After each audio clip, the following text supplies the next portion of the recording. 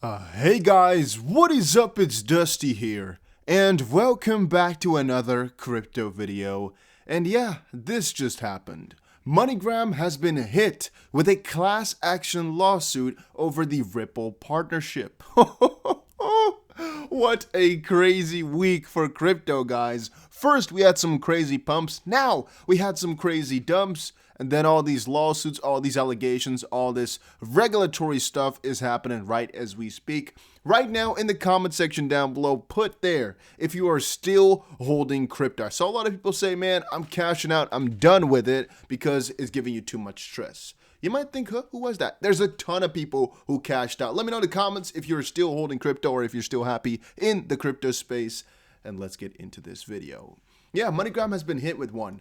Payments company MoneyGram is facing a class action lawsuit for alleged misrepresentation of its partnership with Ripple Labs and the legal status of the XRP token.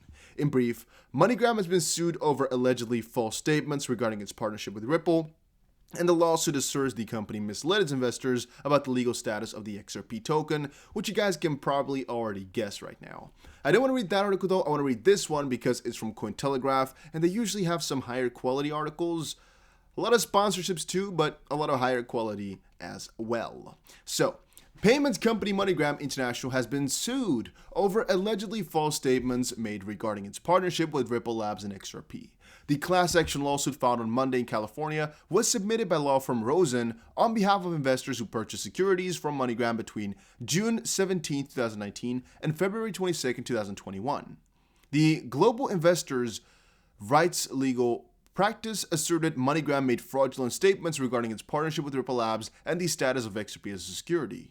According to a post announcing a strategic partnership between the two companies in June 2019, MoneyGram utilized Ripple's XRapid product, leveraging XRP in foreign exchange settlements as part of its cross-border payment process. However, on December 23rd, the company clarified it is not dependent on Ripple's XRapid service, which was rebranded to On-Demand Liquidity, or ODL, in 2019 for its foreign exchange trading needs. Quote, MoneyGram does not utilize the ODL platform or RippleNet for direct transfers of consumer funds, digital or otherwise. Furthermore, MoneyGram is not a party to the SEC action. MoneyGram then suspended the partnership with Ripple, we saw that, in late February after the United States Securities and Exchange Commission filed a complaint against Ripple Labs alleging security violations in December 2020.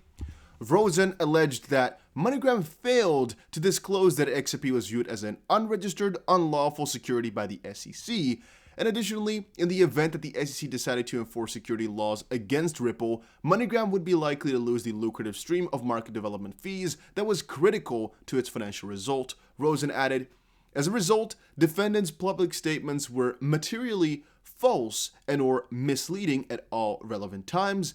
When the true details enter the market, the lawsuit claims that investors suffered damages. Now, one thing that is very important to know here is that it was actually a very big part of MoneyGram.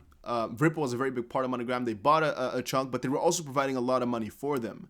So now that they were gone, basically, yeah, it was definitely quite difficult for them to pull through. And this all happened in December. MoneyGram should have let some statements out saying, hey, we're doing really, really bad. Because Ripple's not with us anymore because XRP is a security or something like that. They did after a little while, but people are still not happy with that. Saying, Ripple paid MoneyGram for using its platform while providing financial incentives helping the startup expand to new markets.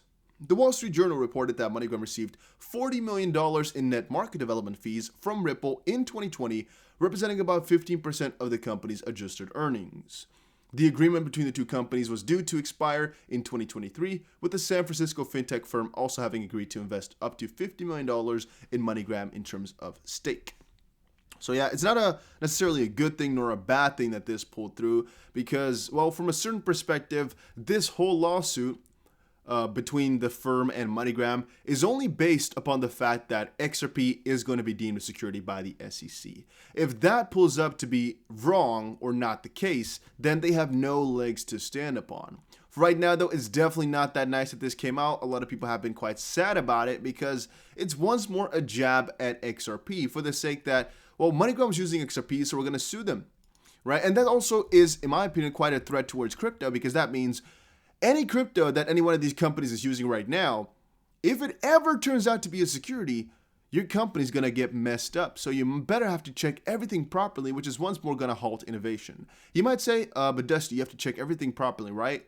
Well, make sure you press the like button if you are enjoying these videos, and also subscribe. I definitely think that's worth it, by the way. Little side note, the like button helps with the YouTube algorithm. But no, you should investigate them properly with the information that's out right now. Of course, you got to kind of think about what the future could bring, but if you have to think about what the SEC may think in the future, you can never do anything because they change their mind constantly, make a lot of really bad verdicts and a lot of really strange lawsuits. So if you really are really building on that, you're definitely not going to get a lot of things done, or nothing innovative for that matter. And the SEC, as we've seen with Ripple, usually takes about 10 years or so to really come to a proper verdict. So really waiting for that, I don't think is going to be your best in your best interest. What is the thing though is that, well, it's really still relying on what the SEC says, because in this lawsuit right now, if XRP comes out as victorious, none of this is going to matter in the end of things, right? All the damages they claimed not going to matter, means nothing, everything will be fine. But that's again the big question we're waiting for, and which we'll hear soon, I guess, right? I'm hoping for the best verdict. I still think Ripple will win, but we never know for certain. All we can do is expect and kind of predict with the facts that we've been given. And then I saw a lot of people talking about this article right here. Warren Buffett says Bitcoin. Oh, sorry guys. Why did I say Warren Buffett automatically? Senator Elizabeth Warren is her name. Says Bitcoin is going to end badly. I actually think they put it in the title like this purely to get more views because it messed me up too, but whatever. U.S. Senator Elizabeth Warren calls Bitcoin speculative while going after ultra millionaires. And I'm honestly smelling a little bit of a burning something. I'm going to check it out. All right, so during her March 2nd CNBC interview, it was nothing by the way, U.S. Senator Elizabeth Warren predicted that Bitcoin is going to end badly when asked for her take on Treasury Secretary Janet Yellen's comments about the flagship crypto. She believes that the top coin is speculative in nature. Well, to me, if you're talking about end-to-end goal, XRP has longevity. Ethereum has a bottlenecking problem for the next couple of years, but eventually has longevity because of Ethereum 2.0. A lot of the third-gen cryptos like Cardano have longevity because they build right now with the faults of Ethereum in mind. Bitcoin, however, the only future for it is really based upon the idea that Bitcoin is first and revolutionary and the one truly decentralized crypto because it's the first to fix the double spend problem in a decentralized way. You guys know how Bitcoin originated, right? However, does it really have longevity in the sense that it's really a good crypto? Debatable. If you are talking about only store of value with no backing, basically, because Bitcoin is a good store of value purely because we name it that way. It's not because it's really the best in anything else. But that's maybe also the same thing for gold. Gold is not really the best for almost anything except for the scarce nature of it, right? Why would gold be a very good store of value? It's shiny. People like shiny things. It's usable for microchips, okay? And it's a little bit scarce, I guess. It's something scarce. But then comes silver, which is a lot more useful, a lot less scarce, though. And it's not, proportionally at all adjusted to the price of gold is. So, with gold, I would also say people just attach value to it purely because it's scarce in some degree and people just like to have it that way.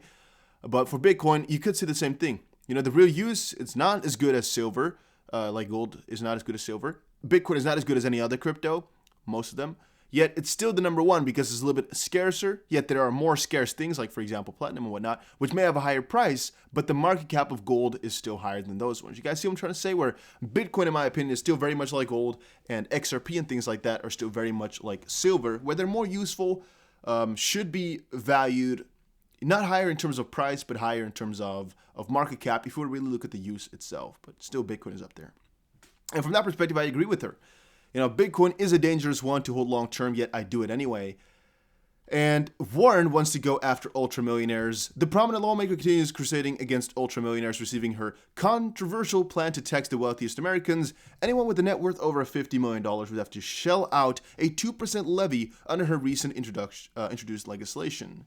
Warren's tax-rich agenda has harshly been criticized by some members of the crypto community back in 2019 when IOHK CEO Charles Hoskinson called good old-fashioned theft because, well, It's kind of strange, right? You made a lot of money, maybe over generations or whatnot, and all of a sudden they're like, well, give us 2%, give us some money. With no backing except for, oh, you're rich, so give us some money. You know, I'm not the guy to say taxation is theft because, well, you can always say taxation does a couple of things. Maybe it helps the elderly. It pays for a lot of the things, you know, that are in your economy, basically.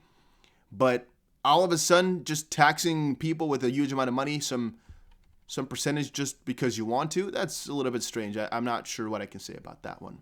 Guys, go check out GSX. A link is down below. It's the first gold-backed coin. I'm not saying it's going to be really, really extremely good, but it could be because of the idea that it's the first of its kind, the first growth coin, the first gold-backed coin. Right now, it's 10 cents a pop, plus a 10% bonus, plus a 5% bonus for using my link, and the sale is almost over. And yeah, I'm going to say it right now. I hope there's like a 25 to 40, 50% gain on this one. I'm hoping for it. Yet, it can also be a very big letdown where we either get scammed or the price literally just goes up ×2 or something small. We don't really know. But I'm hoping for something big, which is why I put a couple $1,000s into it. Just because what if this is one of those chances where you're early into a crypto and get the freaking jackpot, right?